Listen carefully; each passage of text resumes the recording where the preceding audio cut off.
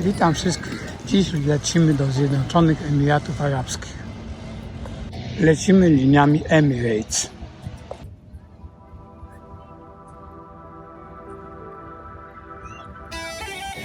Ten samolot naszpikowany jest kamerami zewnętrznymi, że nie musicie wyglądać przez okno na start samolotu.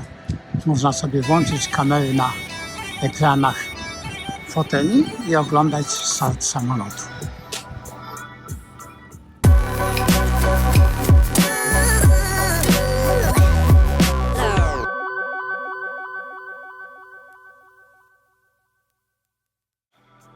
Wylądowaliśmy w Dubaju. Teraz tylko musimy poszukać kierowcę, który zawiezie nas do resortu oddalonego około 60 km, to jest około godzinki jazdy. WT by Hilton Resort and Spa, to taka jest pełna nazwa tego resortu. Powstał na sztucznie usypanej wyspie, która się nazywa Marian.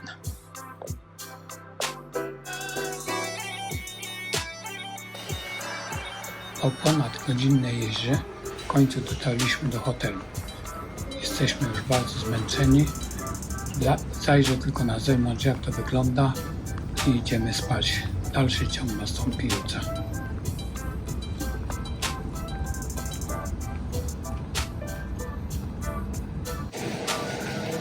Nastał kolejny dzień. Najedzeni, napici. Mogę ruszyć w trasę, pokazać Wam trochę, jak wygląda ten hotel. Zajrzymy do nas do pokoju. Pokażę Wam wszystko, co i jak wygląda.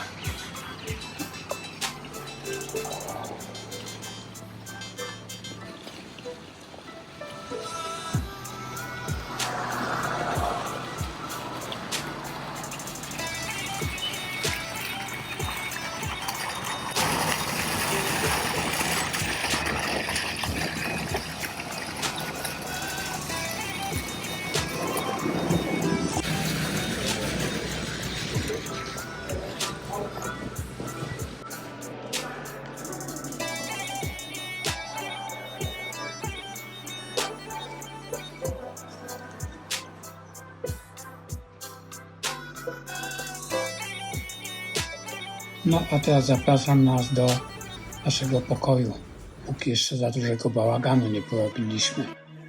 No i oczywiście, jak przystało na Dubaj, wszystko musi być piękne i duże i ładne. Wchodzimy do naszego pokoiku. No, po prawej stronie mamy dużą łazieneczkę z wanną, no i z prysznicem. Mamy prysznic.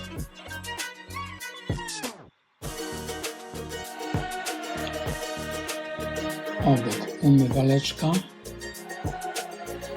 No i oczywiście sedes z bidetem.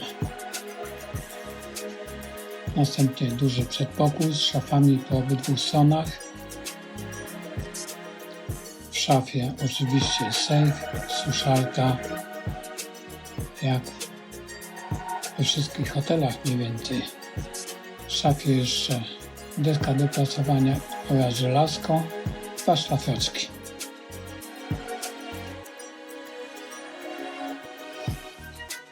Wchodzimy do sypialni, gdzie znajduje się duży telewizor i przeolbrzymie łóżko dwuosobowe.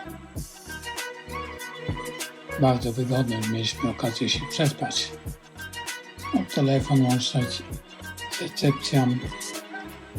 Tutaj taki jeszcze mały living room. No, czajnik. Można sobie zrobić herbatkę. No tyle wystarczy. Wychodzimy na tarasik. Mamy taki mały taras z 2 fotelikami, z kanapką. No i widok z naszego okna na plażę. Plaża jest prywatna, to jest taka mała zatoczka zrobiona. Piękne palmy, wszystko zadbane, trawniczki przystrzyżone, leżaczki hotelowe. No cała plaża to jest właśnie tylko do hotelu.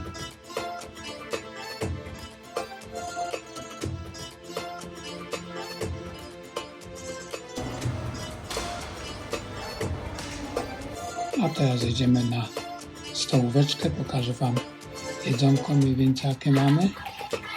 Fryteczki, oczywiście wszystko do koloru, do wyboru. Wszystko smaczne, pachnące, świeżutkie, świeżo wypieczone. Można sobie zupkę zjeść. Prawda, jest zupy, kawa, herbata, soki. Także naprawdę niczego nie brakuje. Tutaj również herbatkę można sobie zaparzyć. Także dużo miejsca, dużo stolików. Nie ma tłoku. Ciacha na deser. Bułeczki, pieczywko. Także naprawdę jest co pojeść. Nikt tutaj głodny nie będzie.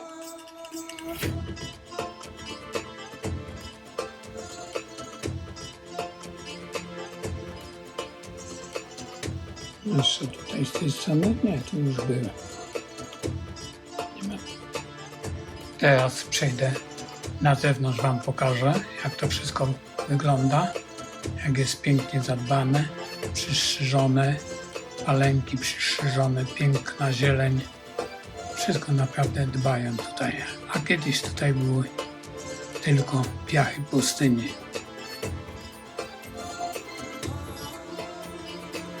Oczywiście większość ludzi przebywa na basenach. W basenie jest woda trochę chłodniejsza jak na plaży. No jest po prostu, można się trochę ochłodzić, a temperatura na zewnątrz jest około 40 stopni. Jest również taki basen w środku ukryty, a to jest taki z płytką wodą dla dzieci.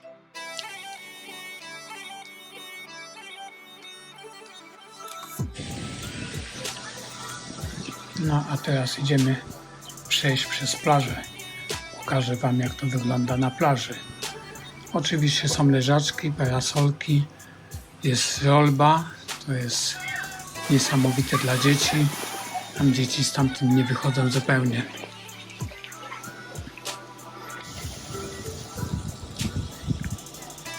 No tylko, że tutaj to jest troszeczkę mniej ludzi, no, ze względu na temperaturę, a woda jest po prostu jak zupa. Tutaj się w wodzie nie ochłodzi.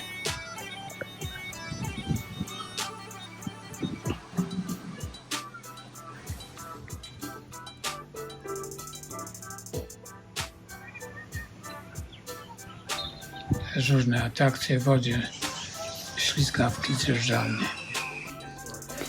I jeszcze Wam pokażę ichniejszą walutę, czyli dirhamy, ale mam tylko 5 i 10. Dirhamy to trzeba liczyć prawie 1 do 1, bo kurs to jest 1,06. Prawie to samo co złotówka. No ale koniec już tego leniuchowania, pora się ruszyć. Jedziemy do Dubaju przez pustynię. Teraz mamy do przejechania około 80 km. Już w oddali widać największe budynki świata. Trudno sobie wyobrazić, że mijane wieżowce są wyższe od paryskiej wieży Eiffla. Ruszamy do największego centrum handlowego świata, czyli Dubai Mall. Na chwilę ukazał nam się najwyższy budynek, czyli Burj Khalifa.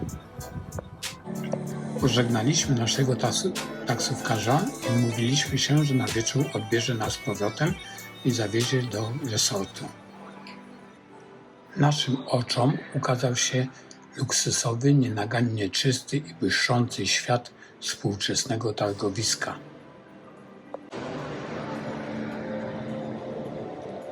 Dubai Mall uważany wśród centrów handlowych za numer 1 na świecie pod względem wielkości i oferty, nie tylko handlowej, ale i kulturalno-rozrywkowej.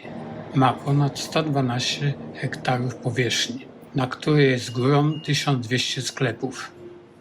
Przy czym nie są to małe boksy, do których jesteśmy przyzwyczajeni w kraju, lecz ogromne sklepy liczące po kilkaset metrów kwadratowych.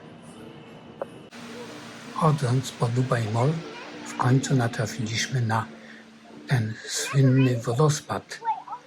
Wodospad biegnie przez wszystkie 4 poziomy budynku i ma 24 metry wysokości, zdobiony rzeźbami poławiaczy pereł. Poza supermarketami i marketami branżowymi oraz większymi sklepami niektórych firm, ale przeważnie duże placówki o powierzchni wielu, nawet setek metrów kwadratowych.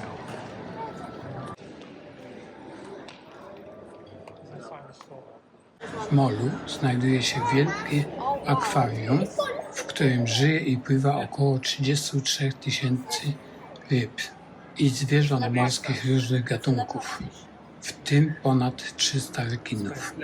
Wiele z nich można oglądać bezpłatnie.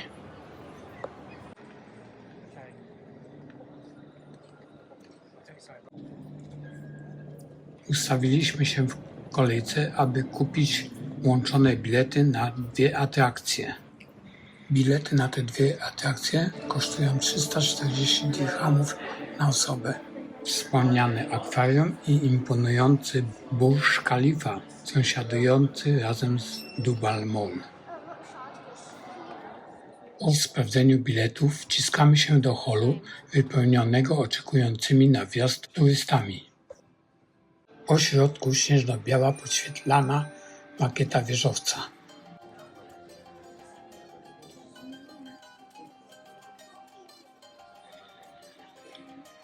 Jeszcze jeden korytarz i oczekiwanie na windę, która ma nas zawieźć na 125 piętro. Wchodzimy do windy, która po chwili mknie z prędkością 35 km na godzinę na wysokość 465 metrów. Wznosząc się z zawrotną prędkością, mijamy hotel zaprojektowany przez samego Giorgio Armaniego. Zostawiamy w dole setki z 900 apartamentów, 37 kondynacji biurowych, restauracji i liczne innych atrakcji. Po kilku chwilach jesteśmy na 125 kondynacji. Nie jest to jednak najwyżej położony taras widokowy na świecie. Można wjechać jeszcze wyżej na 148 piętro na wysokości 558 metrów, gdzie przywitają nas kelnerzy z kawą i ciastkami. Jednak i stąd ze 120 piętra można podziwiać te ogromne wieżowce.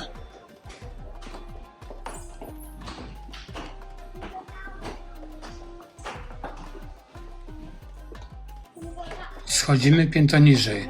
To jest rekordowy, najwyżej położony, otwarty taras świata. Burj Khalifa jeszcze przed ukończeniem jego budowy został okrzyknięty najwyższą lądową konstrukcją budowlaną, jaką kiedykolwiek wzniesiono. Co ciekawe, tytuł ten odebrał masztowi radiowemu w Konstantynowie, znajdującego się w Polsce, który miał 646 metrów wysokości i uległ zniszczeniu w 1991 roku. Jesteśmy teraz ponad pół kilometra w górze. Pod naszymi stopami, na sztucznie utworzonym jeziorze, słynne tańczące fontanny, które akurat nie tańczą, bo odpoczywają przed wieczornymi pokazami.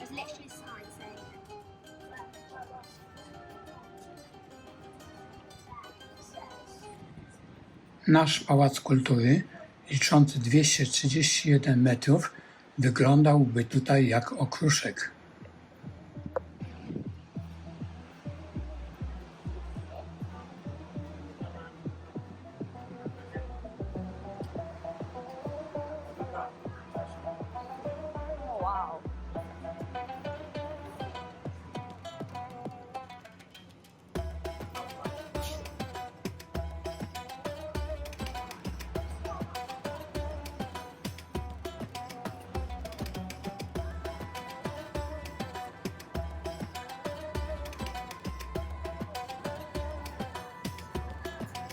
Drapacz chmur w Dubaju wystrzelił w górę na 829 metrów. Także drugi obecnie najwyższy wieżowiec globu, chińska Shanghai Tower, o wysokości całkowitej 632 metrów, dorasta mu co najmniej do pach.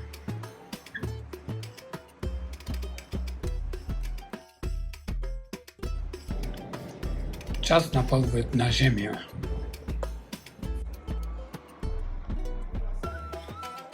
A to jest chyba największy na świecie sklep ze słodyczami.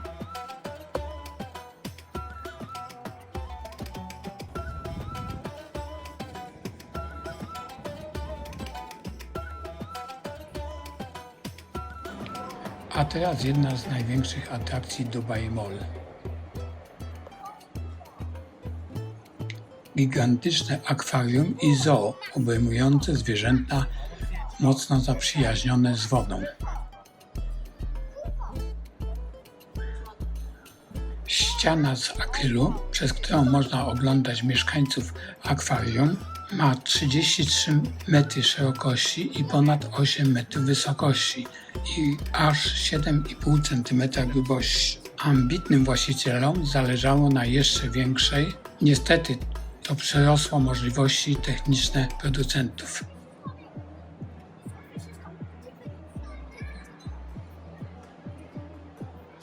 Jak to bywa z rekordzistami, nie obeszło się bez problemów. Imponująca konstrukcja zaczęła przeciekać. Drobny przeciek poskutkował zamknięciem sklepów i ewakuacją całego mola. Na szczęście problem zażegnano, a my chyba możemy bezpiecznie ruszyć do podziwienia cudów podziemnego świata.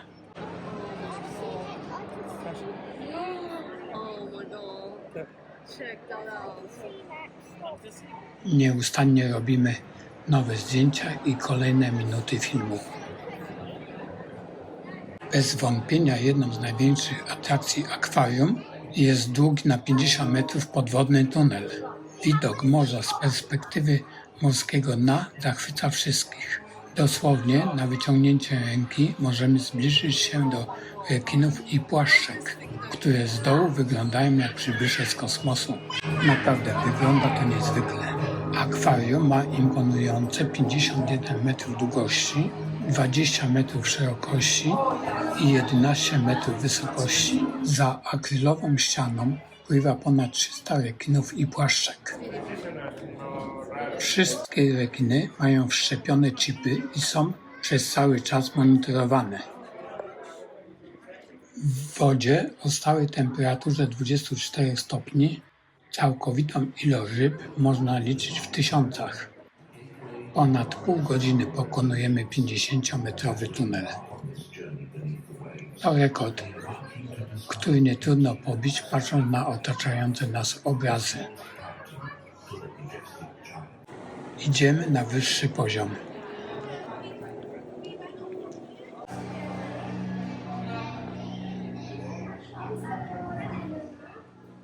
Podczas zwiedzania przejdziemy przez 3 strefy ekologiczne. Las deszczowy, skaliste wybrzeże i żywy ocean, w którym prezentowana jest cała różnorodność zwierząt wodnych. Można stać tutaj godzinami i przyglądać się na zabawę z piłką.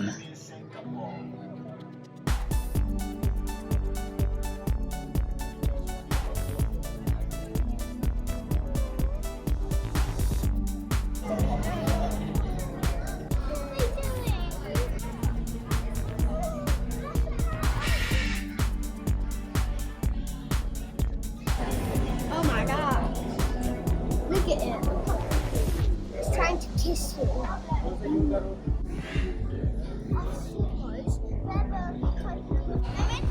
Wielką atrakcją cieszą się zabawne pingwiny.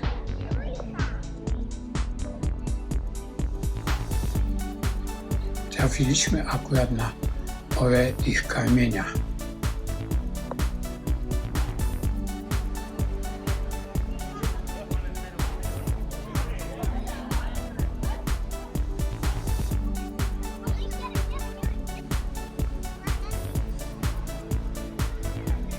Ponad godzinę już jesteśmy tutaj w zoo.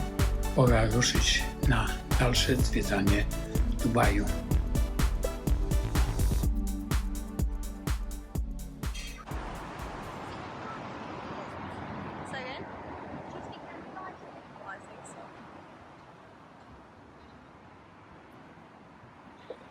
Tutaj znajduje się najnowsza atrakcja Dubaju, czyli Muzeum Przyszłości. Muzeum zaskakuje swoim futurystycznym autem. Pokryty jest cały stalą i szkłem. Imponująca fasada muzeum wyróżnia się dzięki zastosowaniu arabskiej kaligrafii, która pełni również rolę okien. Zaprojektowany przez emirackiego artystę Matara Villaheya. Na fasadzie widnieją 3 cytaty. Jeden brzmi: przyszłość należy do tych, którzy potrafią ją sobie wyobrazić, zaprojektować i zrealizować. Nie jest czymś, na co czekamy. Musimy ją sami stworzyć. Muzeum Przyszłości zostało ogłoszone przez National Geographic jednym z 14 najpiękniejszych muzeów na świecie. Nie wiem, dlaczego to nazywa się muzeum. Muzeum to kojarzy się raczej z zabytkami, gablotami, a tutaj mogą Cię zabrać nawet w kosmos przyszłości, na stację orbitalną wkoło Ziemi.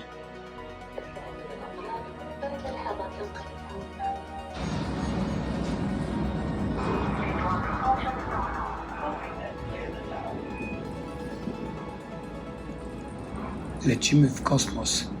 Jesteśmy już nad Dubajem. Muzeum Przyszłości zostało otwarte 22 lutego 2022 roku. Obiekt pokazuje, jak społeczeństwo może zmienić przyszłość w przyszłych dziesięcioleciach dzięki rozwojowi technologii. Ladies and gentlemen, if you look up into space on the starboard side of the capsule, you will see OSS Hope just coming to view now. Isn't she beautiful? OSS Hope now has control of her final docking. It's been a pleasure to be your captain today. Please enjoy the view.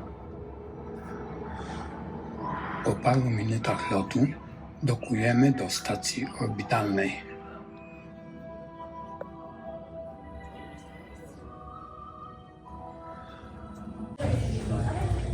Idziemy teraz pozwiedzać stację. Yeah, I think. This is a training module of OSS Hope. Aya will be leading the orientation in Arabic and English as to why this OSS. But its most important is as the command center.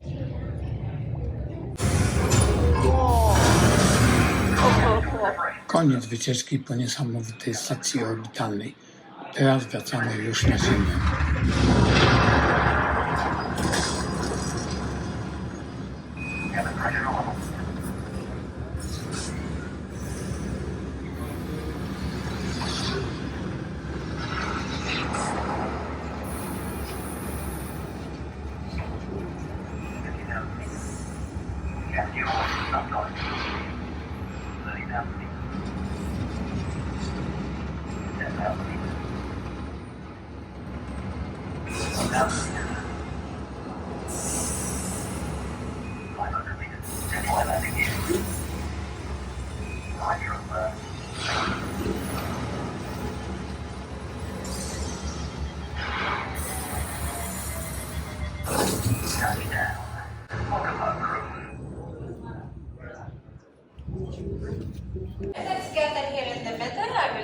Jeszcze tylko rzut oka na Dubaj w przyszłości i wracamy na fontannę do Dubai Mall.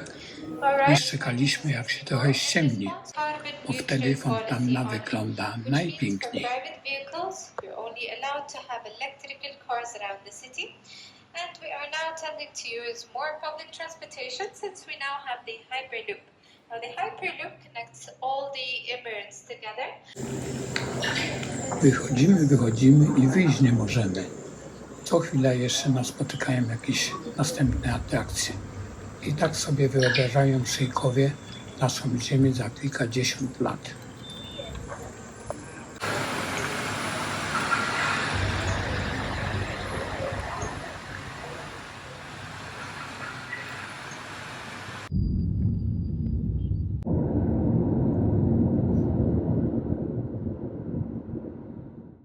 Do you know how I know? Because it's like a viewing point. It's the windows, yeah. And it has to be outside. Leicester Junction.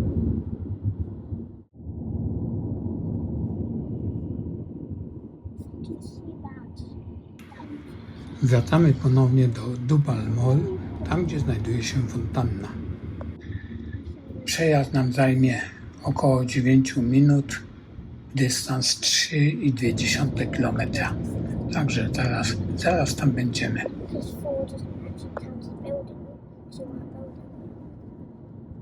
there. To tylko Google Map nam pokazało, że będziemy jechali 10 minut, ale przy dubajskich korkach podróż nasza się znacznie wydłużyła.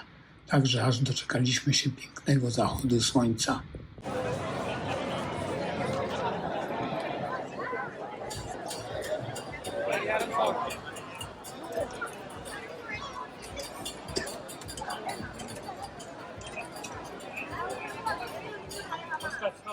Trzeba przyznać, że budynek, który stał się symbolem Dubaju, robi wrażenie, a jego 829 metrów wysokości przytłacza wszystkie budynki w sąsiedztwie. Oh yeah, look, more came up. Look, guys. Fontanna została uruchomiona w 2009 roku. Jest usytuowana u Burj Khalifa Lake, która zajmuje teren 30 hektarów. Jej strumienie wody strzelają na wysokość 154 metrów.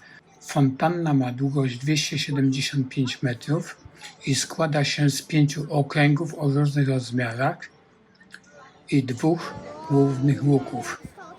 Fontanny zostały zaprojektowane przez Veth Design, kalifornijską firmę odpowiedzialną również za fontanny przy jeziorze Bellagio hotelu Las Vegas. Została oświetlona 6600 światłami i 25 kolorowymi projektorami.